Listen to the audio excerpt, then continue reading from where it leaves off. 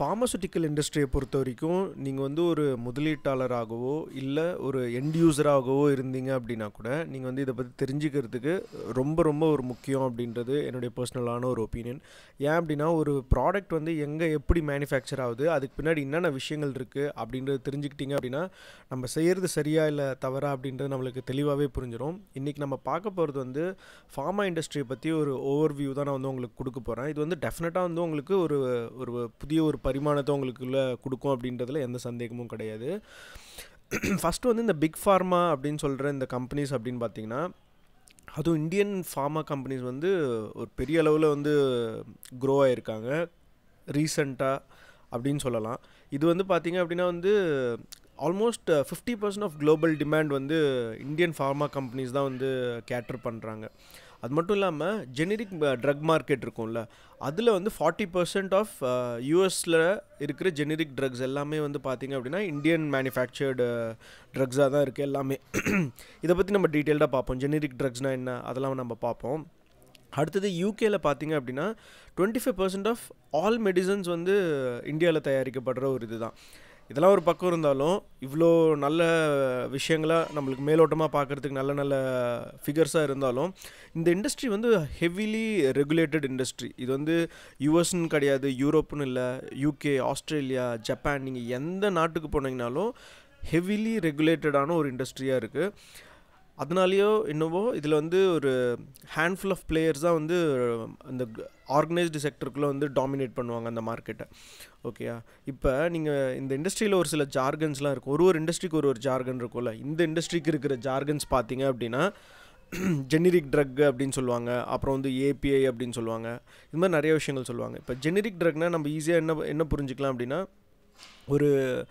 ஒரு branded drug இருக்குதுன்னு வச்சுக்கோங்களேன். அந்த பிராண்டட் ட்ரக்குக்கு ஒரு பேட்டன்ட் எடுத்திருப்பாங்க. அந்த கம்பெனி மேனுஃபேக்சரர் ஃபஸ்ட்டு கண்டுபிடிக்கிறவங்க ஒரு பேட்டன்ட் எடுத்திருப்பாங்க. அதுக்கு வந்து 5 இயர்ஸ் இல்லை 20 இயர்ஸ் இது மாதிரி வந்து கண்ட்ரி ஸ்பெசிஃபிக்காக வந்து டைம் ஃப்ரேம் வந்து அந்த பேட்டன்ட்டுக்கு கொடுத்துருப்பாங்க. ஓகே, அந்த பேட்டன்ட் முடிஞ்சதுக்கப்புறமா வந்து மற்ற கம்பெனிஸ் வந்து அந்த ப்ராடக்ட், அதாவது அந்த பிராண்டட் ட்ரக் இருக்குல்ல, அதை வந்து அவங்க வந்து மேனுஃபேக்சர் பண்ணலாம் அப்படின்றது தான் விஷயம். ஸோ இப்போ ஜெனரிக் ட்ரக் மேனுஃபேக்சரர்ஸ்னால் மோஸ்ட்லி நிறையா இந்தியாவில் பார்த்தீங்கன்னா ஜெனரிக் ட்ரக் மேனுஃபேக்சரர்ஸ் தான். இவங்க வந்து சொந்தமாக வந்து எந்த ஒரு மருந்தையும் வந்து கண்டுபிடிக்க மாட்டாங்க. ஏற்கனவே பெரிய பெரிய கம்பெனிஸ் வந்து அவங்க ஆர்என்டி பண்ணி பல வருஷங்களாக அவங்க வந்து சயின்டிஸ்ட் வச்சு ஆர்என்டி பண்ணுற அந்த ட்ரக்ஸை வந்து இப்போ ஒரு கேன்சர் இருக்குன்னா கேன்சர் க்யூருக்கு ஒரு ட்ரக் கண்டுபிடிக்கிறாங்க அப்படின்னா இந்த ஜெனரிக் ட்ரக் கம்பெனிஸ் வந்து அந்த பேட்டன்ட் முடிஞ்சதுக்கப்புறமா காப்பி பேஸ்ட் அடிப்பாங்க. அதுக்கு தான் நிறைய ரெகுலேட்டரி ஃப்ரேம் ஒர்க்ஸ் அதெல்லாமே இருக்குது. ஓகே, சிம்பிளாக அது நீங்கள் அப்படி புரிஞ்சுக்கலாம். இது எப்படி பண்ணுவாங்க அப்படின்னு பார்த்தீங்கன்னா, இப்போ பிராண்டட் அந்த ட்ரக் இருக்குல்ல, அந்த ட்ரக்கோடைய சாம்பிள்ஸ் எடுத்துக்கிட்டு அதை வந்து அவங்க வந்து அனலைஸ் பண்ணி அதை வந்து ரிவர்ஸ் இன்ஜினியர் பண்ண தான் வந்து ட்ரை பண்ணுவாங்க. அப்படி பண்ணுறதுக்கே வந்து அவங்களுக்கு நிறைய வருடங்கள் ஆகிடும்.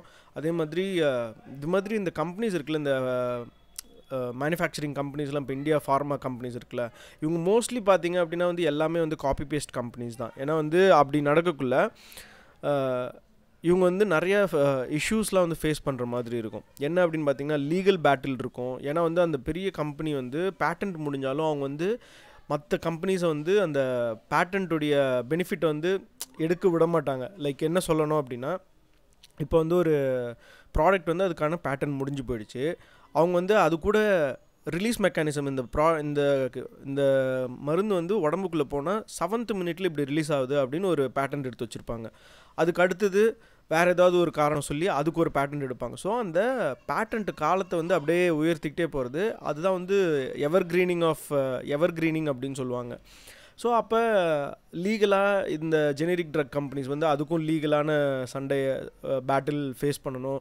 சயின்டிஃபிக் பேட்டில் நான் ஏற்கனவே சொன்ன மாதிரி இந்த ஃபார்மோகோ கைனெட்டிக்ஸ் இல்லை ஃபார்மோகோ டைனமிக்ஸ் அப்படின்வாங்க. ஃபார்மோகோ கைனெட்டிக்ஸ்னால் உங்களுடைய உடம்பு அந்த ட்ரக்குக்கு எப்படி ரியாக்ட் ஆகுது அப்படின்றது. ஃபார்மோகோ டைனமிக்ஸ்னால் அந்த ட்ரக் வந்து உங்கள் உடம்புக்கு என்ன பண்ணுது, அதாவது வந்து சைடு எஃபெக்ட்ஸ் என்ன உருவாக்குது அப்படின்றத புரிஞ்சுக்கிறது தான் ஃபார்மோகோ டைனமிக்ஸ். ஸோ இதெல்லாம் பார்த்து கூட ஒரே மாதிரி எஃபெக்ட்ஸ்லாம் இருந்துச்சு அப்படின்னா, இல்லை ஒரே மாதிரி மெக்கானிசம் இருந்துச்சு அப்படின்னா கூட வந்து இந்த பிராண்டட் ட்ரக் கம்பெனிஸ் வந்து இந்த ஜெனரிக் ட்ரக் கம்பெனிஸ் மேலே வந்து லாஸ் சூட் ஃபைல் பண்ணுவாங்க. அதான் சொன்ன மாதிரி லீகல் பேட்டிலுக்கு எடுத்துகிட்டு போவாங்க. ஸோ இதெல்லாம் it can take years and years of என்ன சொல்லலாம், டைம் ஆகும். அப்புறம் ரெகுலேட்டரி பேட்டில் இது எல்லாத்தையும் கடந்து அவங்க வந்து வந்துட்டாங்க அப்படின்னா கூட இந்த generic drug companies regulatory hurdles நிறையாவே இருக்கும். இதில் வந்து பார்த்தீங்க அப்படின்னா இப்போ ரீசெண்டாக ஒரு ரொம்ப பாப்புலரான ஒரு புக் பாட்டில் ஆஃப் ஃப்ளைஸ் அப்படின்னு சொல்லிட்டு கேத்ரின் இபான் அப்படின்ற ஒரு லேடி வந்து எழுதியிருந்தாங்க. அதில் வந்து நிறைய இன்ட்ரெஸ்டிங்கான டீட்டெயில்ஸ் வந்து சொல்லியிருந்தாங்க. ஒரு ஒரு ப்ராடக்ட் ஒரு ஜெனரிக் ட்ரக் வந்து ஒரு யூஎஸ்எஃப்டிஏக்கு அப்ரூவலுக்கு போகுது அப்படின்னா அதில் எவ்வளோ கம்பெனிஸ் வந்து நாங்கள் வந்து ஃபஸ்ட்டு இருக்கணும் அப்படின்ற மாதிரி நிறைய போட்டி போடுவாங்க. அதுக்கு பின்னாடி எவ்வளோ விஷயங்கள் நடக்குதுன்றது மாதிரி நிறைய விஷயங்கள் ஷேர் பண்ணாங்க. ஸோ அந்த ரெகுலேட்டரி பேட்டில் வந்து டெஃபினட்டாக இங்கேயும் இருக்குது.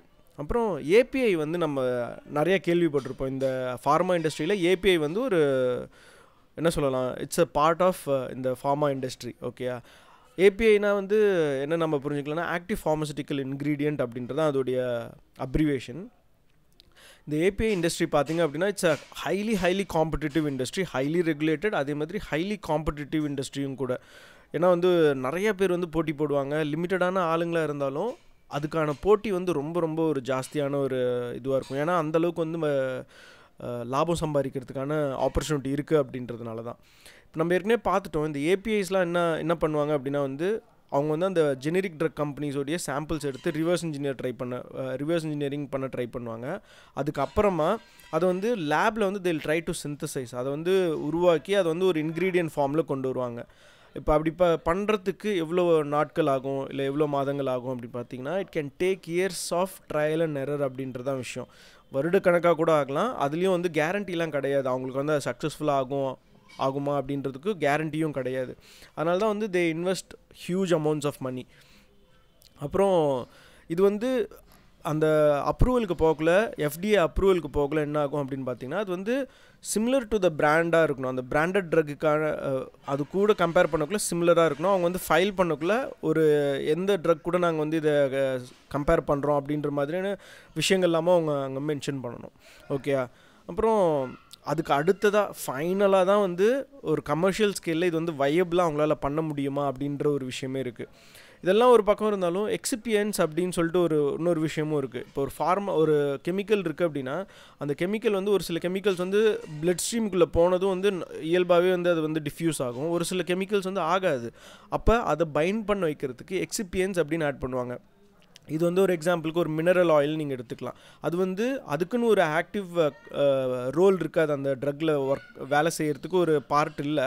பட் இது வந்து ஒரு பைண்ட் பண்ண வச்சுக்கும். அந்த கெமிக்கல்ஸ் எல்லாத்தையும் வந்து ஒன்றா வச்சுக்கிட்டு உள்ளே போனதும் வந்து ரிலீஸ் ஆகிற மாதிரி வைக்கும். அதுதான் எக்ஸிபியன்ஸ். ஸோ இந்த பிராண்டட் ட்ரக் கம்பெனிஸ் என்ன பண்ணுவாங்க அப்படின்னு பார்த்தீங்கன்னா இந்த எக்ஸிபியன்ஸுக்கு மேலே கூட இந்த ஃபார்முலேட் பண்ணதுக்கப்புறமா அதில் கூட வந்து லிட்டிகேஷன் வரும். நாங்கள் யூஸ் பண்ண அதே எக்ஸிபியன்ட் வந்து இவங்க யூஸ் பண்ணியிருக்காங்க அப்படின்னு சொல்லிட்டு. ஸோ அதனால தான் சொல்கிறது இந்த ஃபார்மசூட்டிக்கல் கம்பெனிஸ் எல்லாமே வந்து இவ்வளோ லாபம் சம்பாதிக்கிறாங்க அப்படின்னா it's not because of branded companies, it's in spite of them அப்படின்னு சொல்லுவாங்க. அவங்களுடைய உதவி எதுவும் இல்லாமல் இவங்களாம் வந்து செய்கிறாங்க அப்படின்றதான் விஷயம். இப்போ நம்ம வந்து யூஎஸ்எஃப்டிஏ வந்து அப்சர்வேஷன்ஸ் கொடுத்துருக்காங்க அப்படின்னு நம்ம பார்ப்போம்ல. இந்த இண்டஸ்ட்ரியை பொறுத்த வரைக்கும் இந்த அப்சர்வேஷன்ஸ் வாங்காத கம்பெனிஸே இருக்காது அப்படின்னு நம்மளால் சொல்ல முடியும்.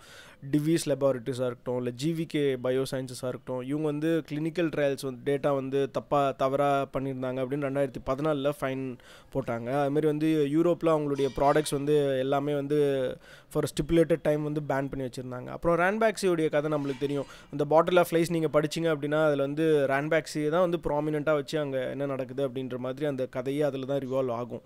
அப்புறம் சன் ஃபார்மா ரெகுலராக வந்து சன் ஃபார்மாவுடைய அப்சர்வேஷன்ஸ் வரும், அரபிந்தோ ஃபார்மாவுடைய அப்சர்வேஷன், சிப்லா, லூப்பின், இது மாதிரி எல்லா கம்பெனிஸுமே வந்து இந்த அப்சர்வேஷன்ஸ்குள்ளே போவோம். இதில் மேட்ரு என்ன அப்படின்னு பார்த்தீங்கன்னா இந்த அப்சர்வேஷன்ஸ்க்கு பின்னாடி அவ்வளோ பெரிய விஷயங்கள் இருக்குது. அவங்க வந்து டேட்டா வந்து மேனிப்புலேட் பண்ணுறதோ இல்லை வந்து அந்த கிளினிக்கல் ட்ரையல்ஸோடைய டேட்டா வந்து பேக்கிங் இல்லாமல் அவங்க பண்ணுறதா இருக்கட்டும், இது மாதிரி நிறையா விஷயங்கள் இருக்குது. ஸோ இந்த அப்சர்வேஷன்ஸ் வந்துருச்சு அப்படின்னா அன்றைக்கி வந்து அந்த நிறுவனத்துடைய பங்கு வந்து ரொம்ப பெரிய அளவில் அடி வாங்கும். அதே மாதிரி இது வந்து ரொம்ப லைட்டாகவும் நம்மளால் எடுத்துக்க முடியாது. ஏன்னா வந்து they're playing with the lives of patients அப்படின்றது தான். அதே மாதிரி நீங்கள் இது வந்து டெஃபினட்டாக உங்களுக்கு வந்து ஒரு புதிய ஒரு வியூ கொடுத்துருக்கோம் அப்படின்னு நான் நம்புகிறேன். அதே மாதிரி நீங்கள் வந்து ஒரு நார்மலான ஒரு கன்சியூமர், நான் வந்து எதுக்கு எடுத்தாலும் நான் வந்து டாக்டர்கிட்ட போவேன் அப்படின்னு நினச்சிங்கன்னா இந்த பாட்டில் ஆஃப் லைஸ் புக்கு படிச்சிங்க அப்படின்னா உங்களுக்கு வந்து it will make you rethink, நம்ம இது வரைக்கும் பண்ணதெல்லாம் ரொம்ப தவறோ அப்படின்ற மாதிரி உங்களை யோசிக்க வைக்கும். அதே மாதிரி இந்த கம்பெனிஸ்லாம் இவ்வளோ இன்வெஸ்ட் பண்ணுறாங்கல்ல, யூஎஸ் மாதிரியான நாடுகளில் தான் வந்து ஹைலி அதாவது ரொம்ப ரெகுலேஷன்ஸ் ஜாஸ்தியாக இருக்குது. ஆனால் அந்த ரெகுலேஷன்ஸை இவங்களால் மீட் பண்ண முடியல. இந்தியா மாதிரியான நாடுகளில் பெரிய அளவில் ரெகுலேஷனே கிடையாது. அதனால் இங்கே வந்து எந்த அளவுக்கு குவாலிட்டி ஆஃப் ப்ராடக்ட்ஸ் வந்து விற்றுருவாங்க, எந்த அளவுக்கு ஒரு ஃபார்மா ப்ராடக்ட்ஸ் வந்து இங்கே அவங்க விற்பாங்க அப்படின்றது பெரிய பெரிய ஒரு கேள்விக்குறி தான். எந்த ஒரு ரெகுலேஷன் கிடையாது, பேரளவில் இருக்கிற ரெகுலேஷன்ஸ் மட்டும்தான். அதே மாதிரி இந்த அளவுக்கு கிராஸ் வெரிஃபிகேஷனோ எந்த ஒரு விஷயமுமே இங்கே கிடையாது. யூஎஸில் யூரோப்பில் வந்து ரொம்ப ரெகுலேட்டடாக இருக்காங்க. அதனால் வந்து இந்த கம்பெனிஸ் எல்லாம் வந்து அந்த ரூல்ஸ் வந்து ரொம்ப ஸ்ட்ரிக்டாக வந்து அட்ஹியர் பண்ணணும். அப்படி இல்லைனா அவங்களுக்கு வந்து பேன் இது மாதிரி நிறைய விஷயங்கள் பண்ணுவாங்க. அவங்களுக்கு வந்து பெனால்ட்டி போடுறது இது மாதிரி இருக்கும். இந்தியாவை பொறுத்த வரைக்கும் அதெல்லாம் கிடையாது. ஸோ ஆஸ் அ இன்வெஸ்டராக அவங்களுக்கு ஒரு புது வியூ கிடச்சிருக்கும். ஆஸ் அ எண்ட் யூஸராக ஃபார்மா இண்டஸ்ட்ரியை பற்றி உங்களுக்கு வந்து ஒரு புது வியூ கிடச்சிருக்கும் அப்படின்னு நான் நம்புகிறேன். நான் வேறு ஒரு இன்ட்ரெஸ்டிங்கான ஒரு தலைப்பில் வந்து உங்களை சந்திக்கிறேன். நான் உங்கள் கார்த்திக், இது உங்கள் ஸ்மார்ட் அண்ட் ஃபுல் சேனல். நன்றி, வணக்கம்.